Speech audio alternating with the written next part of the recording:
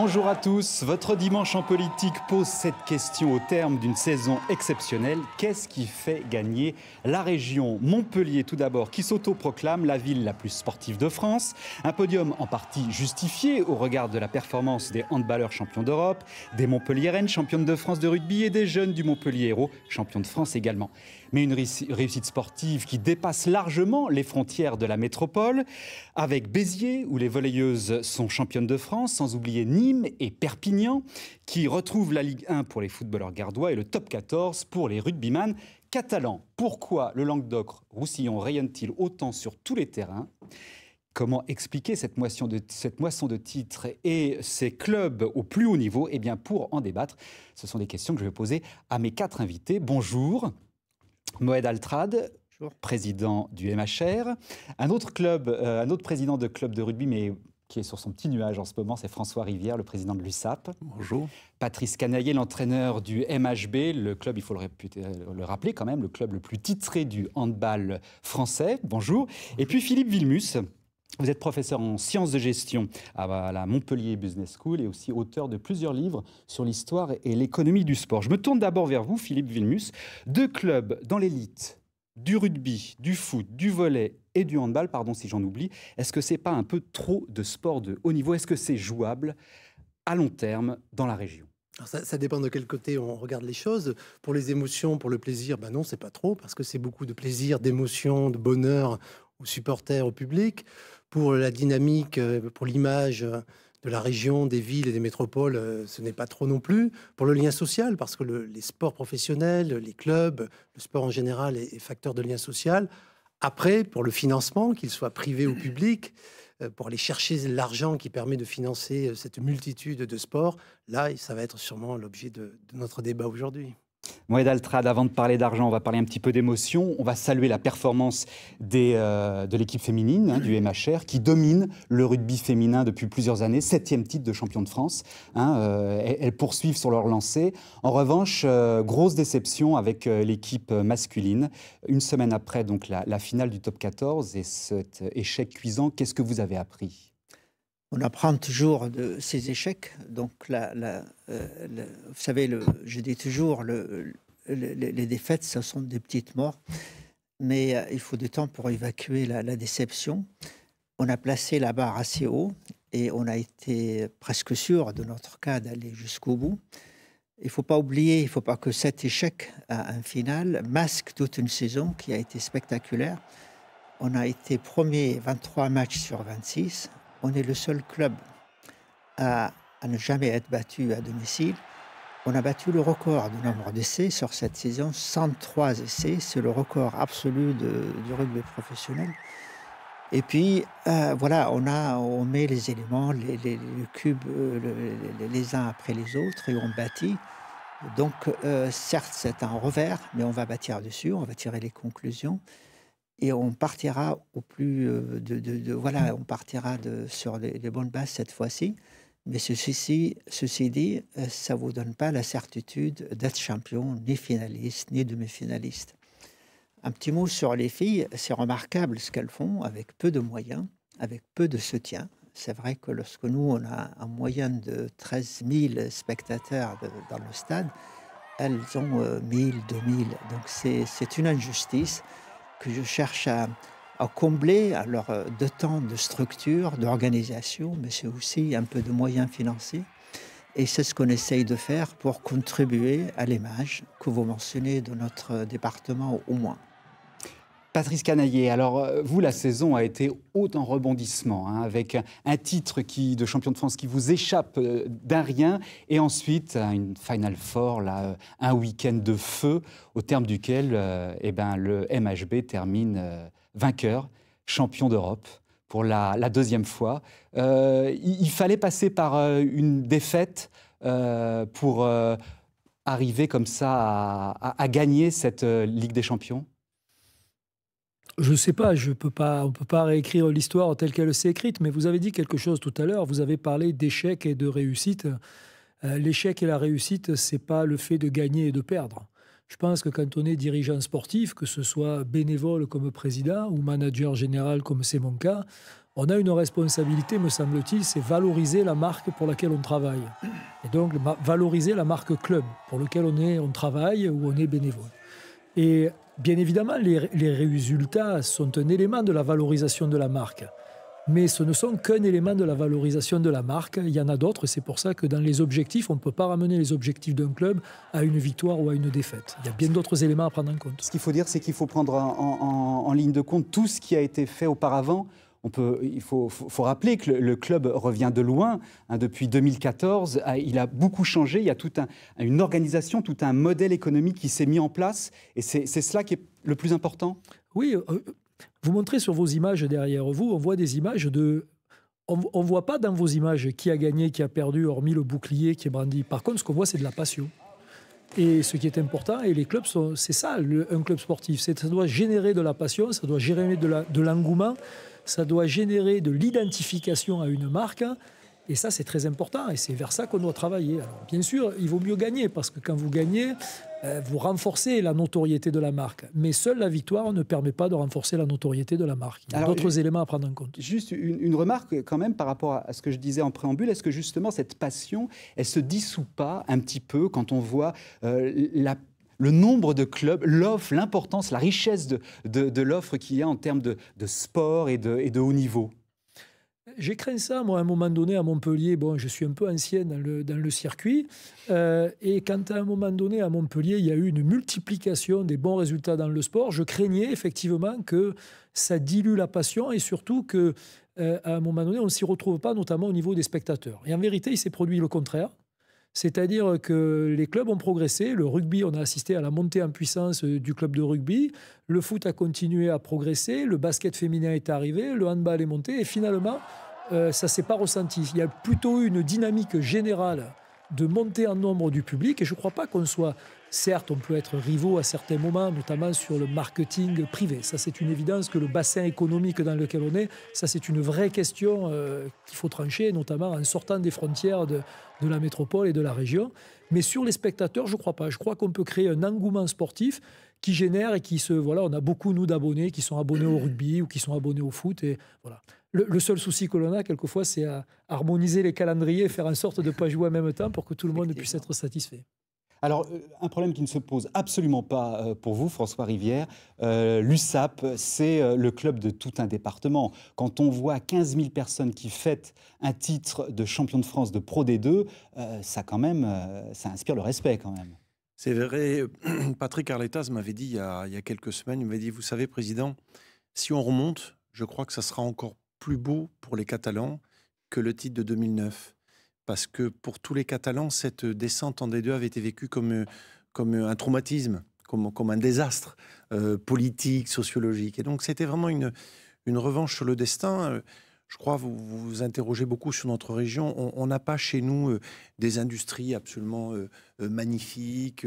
On n'est pas connu comme Toulouse pour Airbus, l'aérospatiale, Météo France, comme les grandes cités minières autrefois dans l'automobile et autres. Non, nous, entre autres, on a le rugby.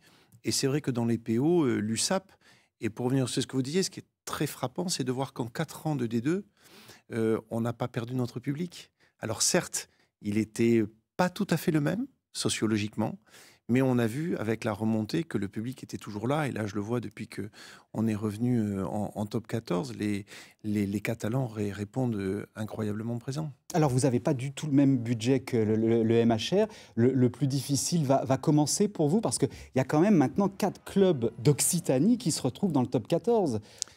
Comment faire financièrement pour supporter la concurrence ? C'est vrai qu'on avait en D2 un budget de 9,5 millions, et encore avec 1,5 million de déficit, 1,5 million à 2 millions de déficit par an. Et là, on va remonter en top 14 avec un budget de 16 millions, mais qui, curieusement, cette année, va être le budget probablement le plus facile à réaliser, parce qu'on a encore une part importante de nos dépenses qui sont issues de la D2, et on a quand même des recettes qui vont être en provenance du top 14. Le deuxième point pour notre question, c'est vrai, c'est évident que le département de Pyrénées-Orientales, c'est un pays qui est pauvre, qu'on le veuille ou qu'on ne le veuille pas. Dans le sport, on a besoin quand même d'avoir la valeur ajoutée, d'avoir du PIB. J'en ai une fois discuté à nos conférences des présidents avec notre collègue de Toulon, qui me dit « Écoute-moi François, à Toulon, je suis que dans le haut de gamme et finalement j'ai plus de mal à remplir le stade par les petits que par les grands. » Je lui dis « Mais moi, c'est pas du tout le cas à Perpignan.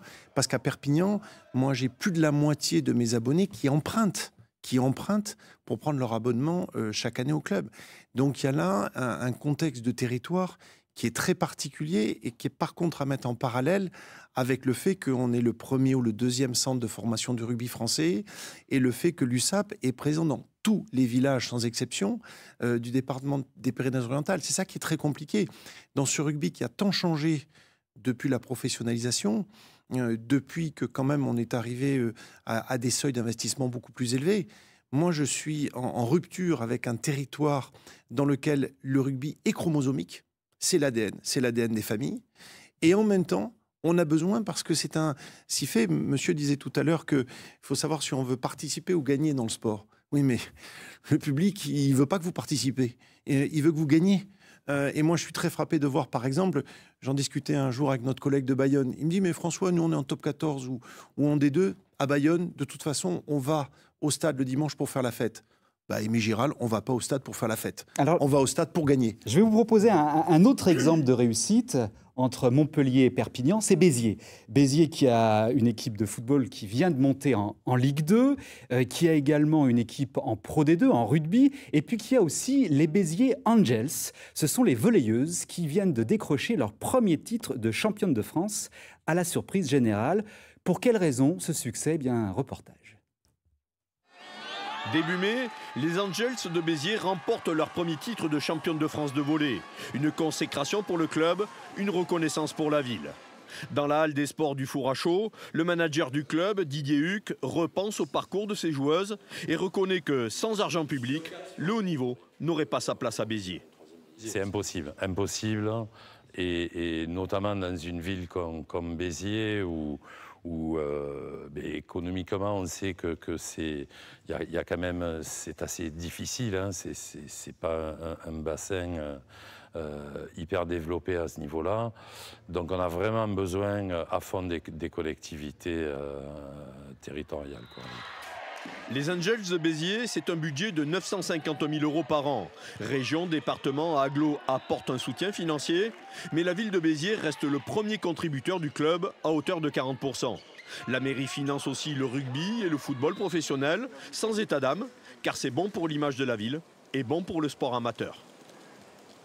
On est une terre de sport, on est content de faire plaisir à tout le monde, on se serre un petit peu la ceinture pour d'autres choses et on met notre argent dans ces clubs-là. Et vous savez, ça a aussi un effet par rapport aux amateurs, c'est un effet d'entraînement. Vous n'avez jamais autant de gamins qui se mettent au volley que quand les filles sont championnes de France, et pareil pour les autres. Une des difficultés pour les collectivités locales, c'est de bien répartir l'aide financière sur l'ensemble du territoire et pour un maximum de disciplines sportives. Ainsi, le département de l'Hérault est un des acteurs majeurs du haut niveau dans la région et donc à Béziers. Le département s'attache aux équilibres. Et dans les équilibres, les clubs de Béziers, nous les aidons. Nous aidons surtout à mettre les structures aux normes. Par exemple, le Stade de la Méditerranée, l'accession en deuxième division du football nécessite des investissements. On sera partenaire. Les Angels ont besoin d'un nouveau palais des sports. L'agglomération va le construire. Nous serons partenaires. Moi, je tiens aux équilibres départementaux. Ce qui vaut pour Béziers vaut aussi pour Nîmes ou Perpignan, ces villes moyennes qui, sportivement, résistent à l'ogre montpelliérain.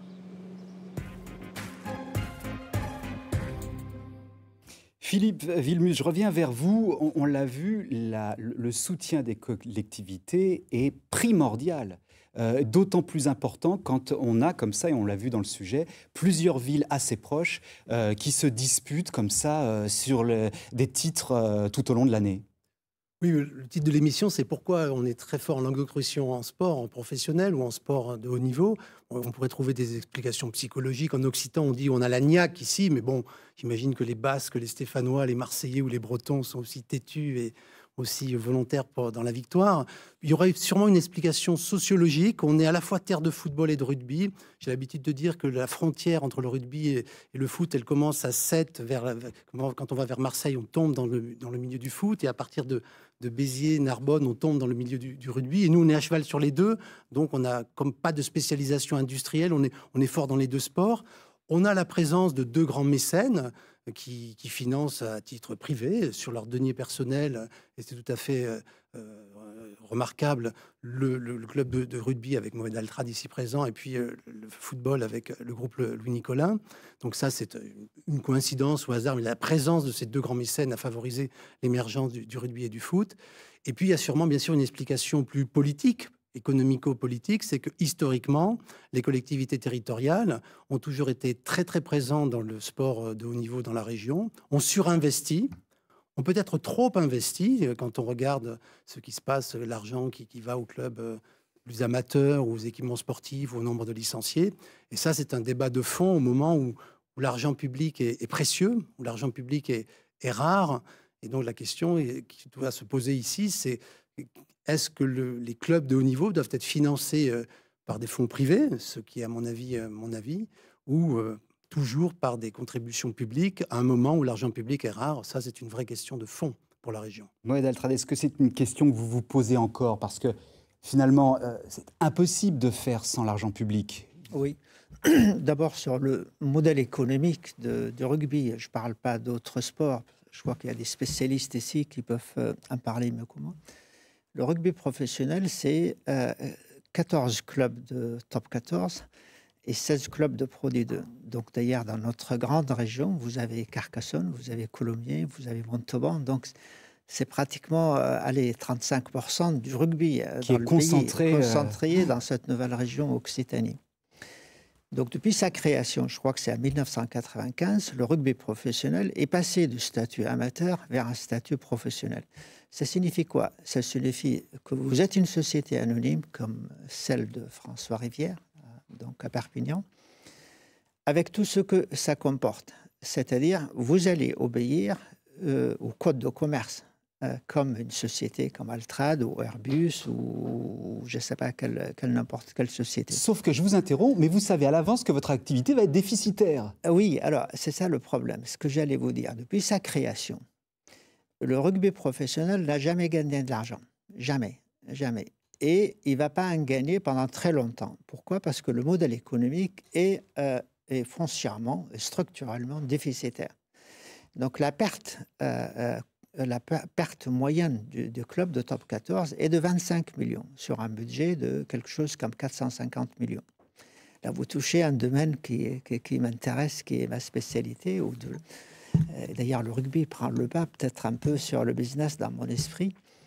Donc, c'est ça l'équation. Pourquoi c'est comme ça? Parce que, c'est ce qu'il disait le monsieur ici, c'est que les subventions ou l'apport des collectivités locales baissent d'une année à l'autre en montant absolu, mais c'est aussi un relatif, un pourcentage. Ça, c'est un.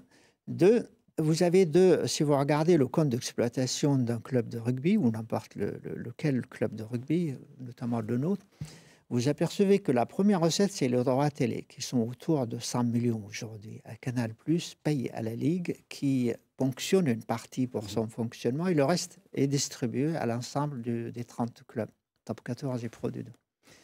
Mais ce n'est pas assez, mais c'est la première recette. Ensuite, vous avez ce qu'on appelle le partenariat. À Montpellier, on a 450 entreprises partenaires de toute taille, si vous voulez. Il y a des très gros, comme Altrad, comme Crédit Agricole, comme d'autres. Alors, mais vous en avez des tout petits. Qu'est-ce qui explique alors que tous ces partenaires financent une activité déficitaire? Est-ce que c'est en termes d'image, de vitrine? Mais alors dans ces cas-là, je vais vous retourner la question. Est-ce que vous ne participez pas finalement à une espèce de service public? Parce que vous rendez service à qui? À Montpellier, qui se dit première ville sportive de France. Vous avez il y a deux questions dans ce que vous dites, et c'est très bien. La première, pourquoi les sponsors y viennent? Les raisons sont très différentes. Prenez mon cas. J'ai jamais été voir un match de rugby à Montpellier avant de reprendre le club. Donc, ce jour-là, les collectivités locales, toutes, sont venues me voir en disant « Monsieur Altrad, il faut que vous fassiez quelque chose. Parce qu'on a regardé dans un rayon de 100 km, on n'a trouvé personne, donc vous allez le faire. » Donc, j'ai accepté, si vous voulez, avec deux conditions. La première, c'est que mon arrivée soit souhaitée. Et deux, c'est que le soutien des collectivités confondues soit au niveau qu'il était à l'époque. Les deux conditions ne sont pas remplies aujourd'hui. Mon arrivée, on ne peut pas dire qu'elle est souhaitée. C'est la réalité. C'est votre ressenti ou c'est vraiment la réalité? C'est ce que je ressens. Et je pense que c'est un peu la réalité, parce que je ne pense pas que j'imagine des choses que je ne ressens pas, en tout cas. Mais c'est un peu partagé. Ceci dit, ça n'a aucune importance que je ne sois pas souhaité. Pourquoi? Parce qu'entre-temps, je me suis pris de passion. J'ai beaucoup d'émotions pour ce sport. Vous savez ce que c'est l'émotion? On le définit en psychologie. C'est une chute verticale du conscient. C'est-à-dire, voilà. Et ça, je l'ai trouvé dans le rugby, probablement dans d'autres sports. Une chute un peu onéreuse. Hein. C'est combien? 20 millions d'euros vous avez vous avez injecté dans le club? Oui, mais avant de parler de ça, parce que vous passez de la tristesse à la joie, à l'impuissance, à beaucoup de choses. Les montagnes russes. À l'espace voilà. Et on a l'habitude de dire dans les vestiaires, lorsqu'on perd, on dit on a le moral dans les chaussettes. Voilà.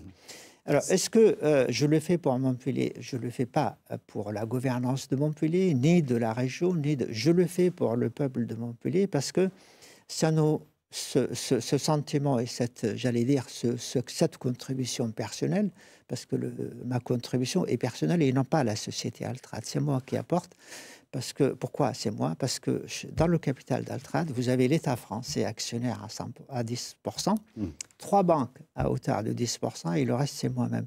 Donc, je ne vais pas demander à l'État français de financer le club de rugby de Montpellier. Donc, ça sera un autre. De toute façon, je ne le ferai pas. Donc, ça amène beaucoup de bonheur, ça amène beaucoup de joie. Mais ce que je voulais vous dire, c'est que cette stabilité qui est apparente, elle est extrêmement fragile. Elle est extrêmement fragile. Vous parlez de 20 millions, je ne suis pas le premier contributeur. Si vous regardez les laboratoires Fabre, depuis qu'ils sont là, c'est plutôt 50 millions ou peut-être autre chose. Et ça paraît, c'est comme ça. Peut-être, moi, j'en ai mis beaucoup plus que Pierre Fabre dans l'intervalle de temps où je suis là. C'est intéressant ce que vous dites sur la fragilité du modèle. Patrice Canaillet, votre avis sur la question? Bon, alors, il va certainement être un petit peu conditionné par la promesse qui a été faite par le maire de Montpellier il y a quelques jours, d'étudier la construction d'un nouveau palais des sports pour y accueillir le MHB et en tout cas de pouvoir financer la mise aux normes de l'actuel palais des sports. Donc là, de ce côté-là, il y a quand même un signe de confiance qui a été exprimé par la collectivité. Mais au-delà, ce sont des actionnaires privés qui ont, entre guillemets, remis le club à flot. Bien sûr, mais je crois que ce que vient de dire M. Altrad est important. C'est-à-dire qu'il faut sortir de la personnalisation du débat. C'est-à-dire que la salle de Montpellier, elle n'est pas faite pour faire plaisir aux joueurs de Montpellier ou à son entraîneur. On pense que c'est peut-être une nécessité. Moi, je voudrais revenir sur un point sur lequel j'aimerais insister et qui a en substance ce que j'ai dit dans une réception au Conseil général. On vient d'être champion d'Europe et on a eu le bonheur d'être 2 fois champion d'Europe en 25 ans. En 2003 voilà. Et cette année. Aujourd'hui, pour atteindre le plus haut niveau, pour exister au niveau européen, si vous n'unissez pas vos efforts, vous ne pouvez pas y arriver. La question, elle ne se pose pas de savoir si c'est le privé, le public. Si vous voulez aller au plus haut niveau, vous ne pouvez pas réussir sans unir vos efforts. Ça, c'est une constante. La deuxième chose, c'est qu'on est dans une région où il y a 2 manières de voir les choses. Soit on continue à se passionner, et il faut le faire, c'est bien, sur le prochain derby à venir entre Montpellier et Perpignan au rugby, entre le derby... Mais est-ce qu'il y a un derby, par exemple, entre Montpellier et Nîmes? Bien sûr, on a 3 clubs. Bien sûr que c'est un derby passionnant. On remplit l'aréna à chaque fois, mais 9000 spectateurs, c'est formidable. Mais il faut sortir de ça. C'est pas ça qui doit être le fil conducteur. C'est un élément. Aujourd'hui, moi, ce qui m'intéresse, c'est de pouvoir faire rayonner notre territoire à l'international. C'est ça qui me guide. Et aujourd'hui, l'idée, c'est qu'on doit se décomplexer par rapport à ça, en se disant, on est peut-être une petite région. Enfin, on est une région maintenant de la taille d'un pays comme la Hollande, dont personne ne connaît le nom. Allez vous promener partout en Europe, personne ne sait où est l'Occitanie. Et donc on a besoin d'avoir cette reconnaissance et on a besoin d'être porté par des vecteurs de communication qui vont être soutenus par le privé et par le public, parce que moi je crois que c'est une action politiquement utile que de porter la marque de ce territoire à l'international. C'est pour ça que vous utilisiez le terme de marque tout à l'heure. Complètement, mais c'est une marque qui est une marque de territoire et ça peut être aussi une marque privée. Et on ne peut exister que si on arrive à unir les efforts du public et du privé. Sinon, il n'y a pas de possibilité d'exister au niveau international. François Rivière. Écoutez, tout à l'heure, vous avez dit que le financement des collectivités locales était maintenant primordial dans le rugby ou dans le sport. Dans le rugby, c'est faux. Nous, à l'USAP, les collectivités territoriales, toutes confondues, vont représenter cette année à peine 10% d'un budget en top 14. Alors que face à ça, on a, qu'on le veuille ou qu'on ne le veuille pas, des contraintes de service public. Donc il y a des vrais sujets. Moi, demain matin à Perpignan, je ne peux pas me permettre de mettre les abonnements à 500 € à l'année, parce que je n'ai pas le public pour ça. Et les collectivités locales vont être très réticentes d'ailleurs à ce que j'ai une politique qui ne soit pas la plus collective, la plus populaire qui soit. Ça, c'est le premier point. Deuxième point, c'est ce que vous disiez. Il faut savoir ce qu'on veut. On veut participer ou on veut gagner? Ah oui, mais avec les droits télé, on veut tous gagner. Et si vous voulez avoir un club qui gagne, il faut un club qui ait les moyens. Ah oui, mais pour avoir les moyens, il faut que tout le monde participe. Or, on a des collectivités territoriales qui n'ont plus un rond. Donc, on en revient à l'échelle de la région, qui est de dire, est-ce que dans la région, on aura durablement les moyens de financer tous les clubs? Il y a une règle que je respecte, parce que c'est une règle qui a été donnée par la région, qui est de donner la même somme à chaque club de top 14 ou la même somme à chaque club de D2. Mais par exemple, nous, en D2, Perpignan faisait, entre guillemets, une grosse part de l'audience à la télé sur Eurosport. Oui, donc c'est la quadrature du cercle, on peut pas s'en... Et donc, on ne peut pas donner exactement la même chose à Perpignan qu'à Colomiers. Parce que si Perpignan fait la une, ben c'est juste parce que Perpignan avait le 2e ou 3e budget du championnat, parce qu'il y a des mécènes et des investisseurs privés qui y ont cru. Donc là, on est un peu à la quadrature du cercle. Bien français, entre parenthèses, parce qu'on veut le beurre et l'argent du beurre. On veut réussir, on veut gagner, mais en même temps, on veut rester populaire. Et ben en tout cas, et dans le rugby, on a les mêmes choses. On va vous souhaiter pas que nos joueurs soient des actifs. Une bonne saison prochaine, aussi bien en rugby, hand, que dans le top 14 et pour le handball. Pas de dimanche en politique la semaine prochaine. Nous nous retrouvons le 24 juin. Nous serons à Bruxelles au Parlement européen pour parler de l'Europe avec 4 eurodéputés qui nous parleront de leur influence en tant qu'eurodéputés élus dans la région à moins d'un an des prochaines élections qui d'ailleurs verront être supprimées les listes interrégionales. Passez une excellente journée sur France 3.